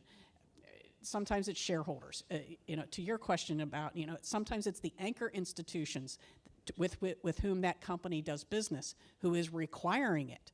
And so their base business then depends upon it. So understanding that CEO motivation and then getting the right person or the right entity to influence that, and then having the continued discussion to make sure that it translates through the company. Just a couple of things. One is, we have to remember that this change in the labor market is pretty recent, right? We've gone in the last couple of years from a very soft labor market to an extremely tight labor market. And HR systems were set up in many ways to narrow the funnel, right? You mean, like, you just overwhelmed with applications. I mean, literally, that's what they were created to do. That's what all of that online applications were created for. All of that was to make it easier to manage the mass of people that were applying, which is a really big challenge. That was like 2 years ago or 3 years ago. Change happens really slowly. So that's one thing to keep in mind. I would say that yes, but I actually do think this is a ground game. Like, it does have to happen, at least in our work. I think the best results have been where we are engaging with employers, specific employers and specific hiring managers for all the reasons Janice said. That said, I do think there are some really interesting opportunities that will get more important for bigger change. And one that comes to my mind, and I don't know if he's still here, but Lou Finfer, I know, is doing some work on this, is the whole issue of hiring around quarries, right? So that's a big barrier to hiring. We have a lot of people in Massachusetts that are limited in what kinds of jobs they can do because they have some kind of criminal record. And I know that we've made some progress recently in criminal justice reform, but I think there's a long way to go. And some of that could actually happen from the perspective of the hire. Some of it is limited by law, but some of it could actually happen around hiring practices. And that would be a very potentially big impact that all of us in the field could work on. There are others, but that one strikes me as particularly important. Thank you. So that concludes our panel. I know there's other burning questions out there, but like I said, our panelists are going to be in the room for a little while. I'm going to give you a reprieve and let you step down from the podium here, and so that you're not all, everyone doesn't come up to you at once. Sit on the panel. Thank you very much.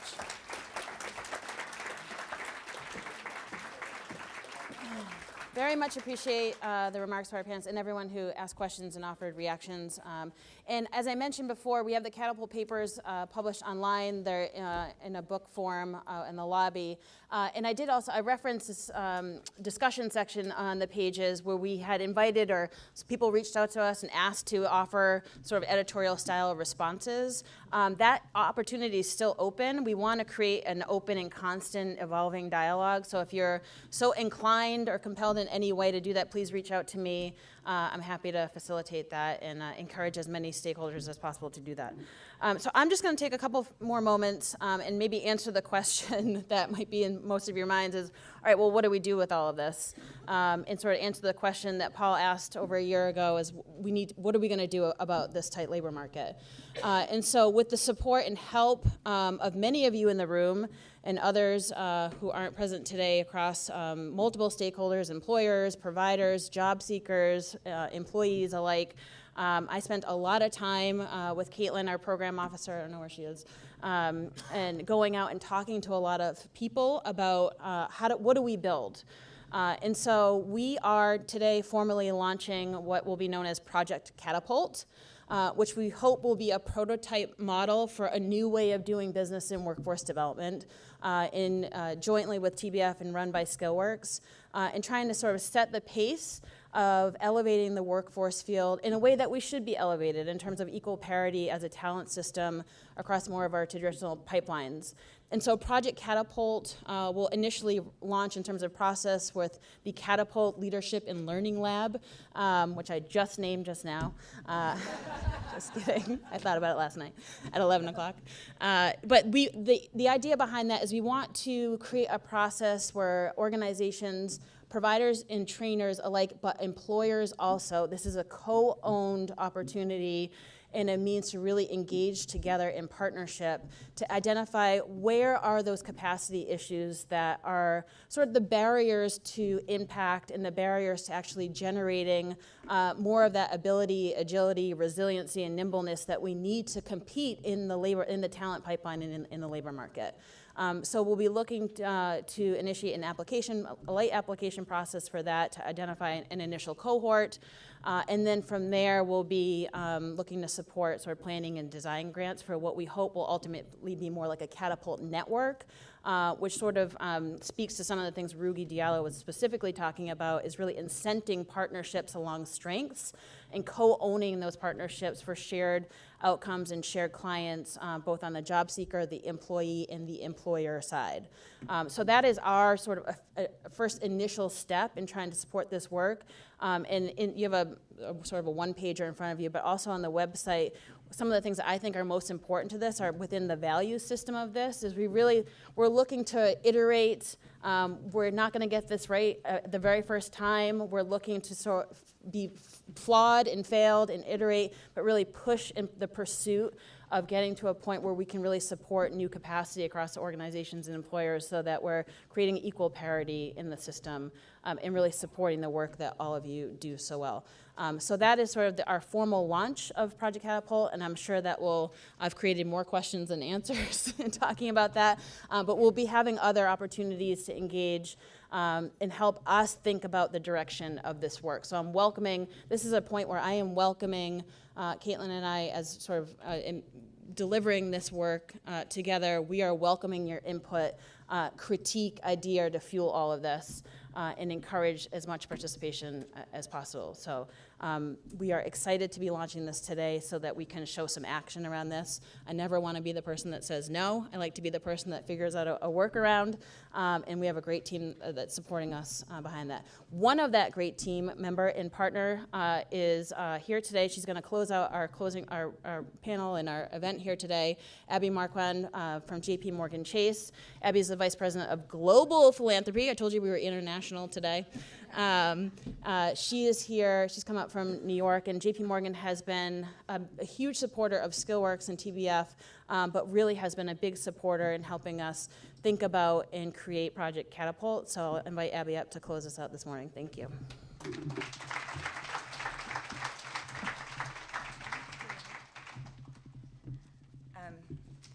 I don't want to keep everybody too long because I know everybody wants to get back out there and solve some of these problems.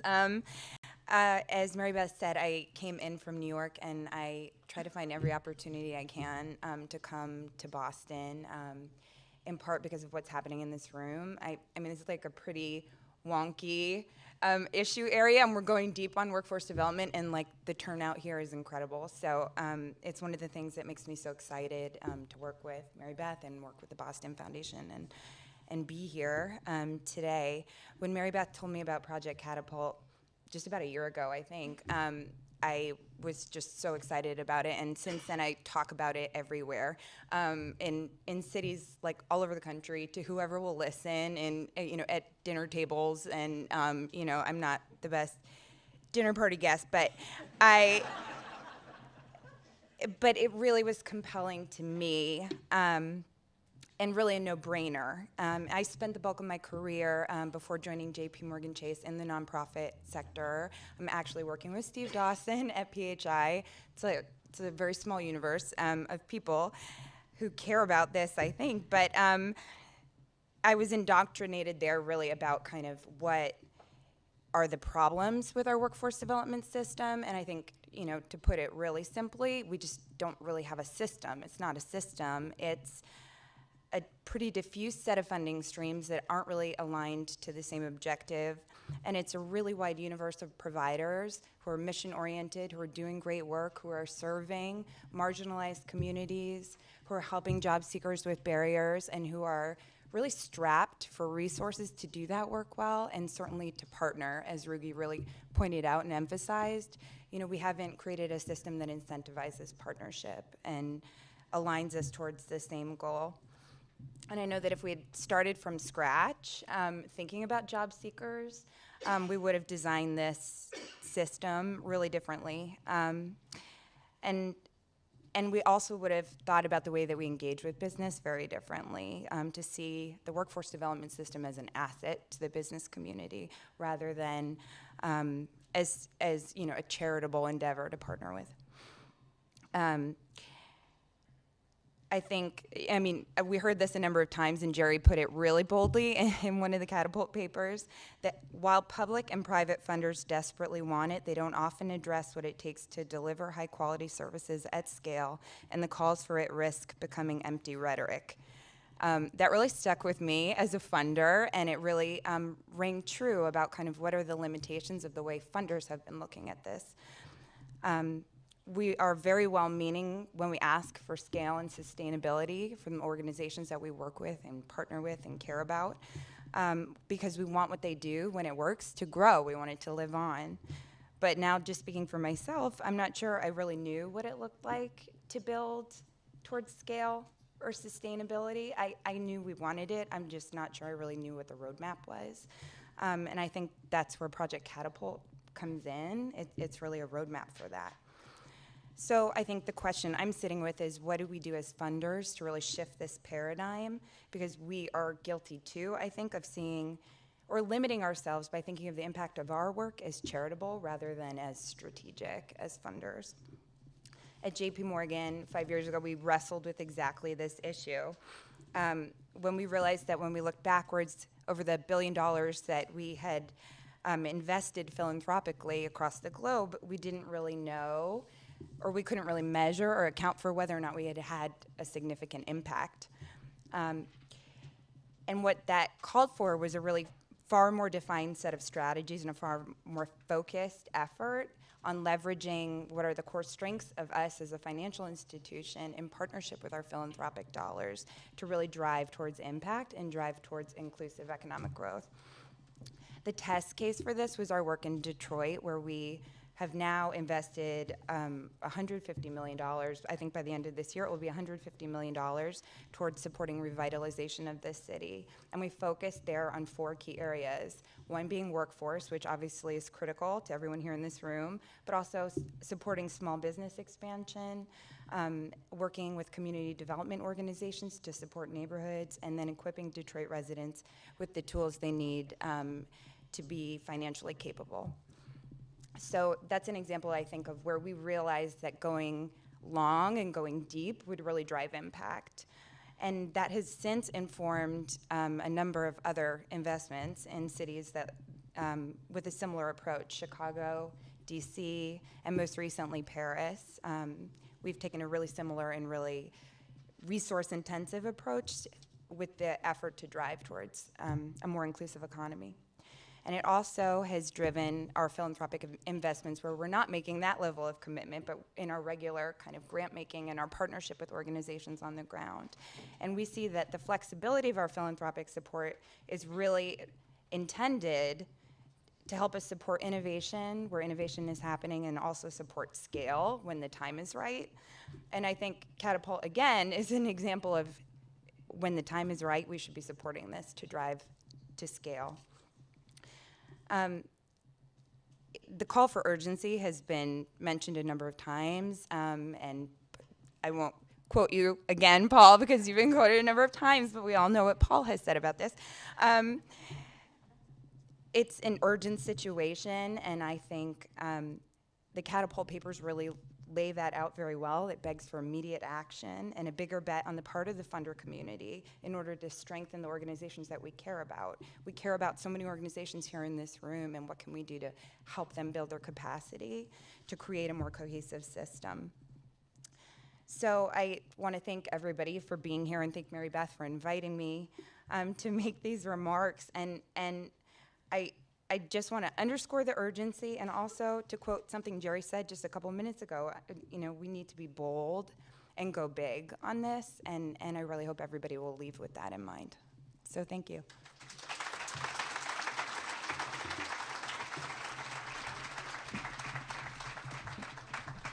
Thank you, Abby. Thank you all for being here. We appreciate your support and look forward to continuing the conversation. Have a good rest of your day. Thank you.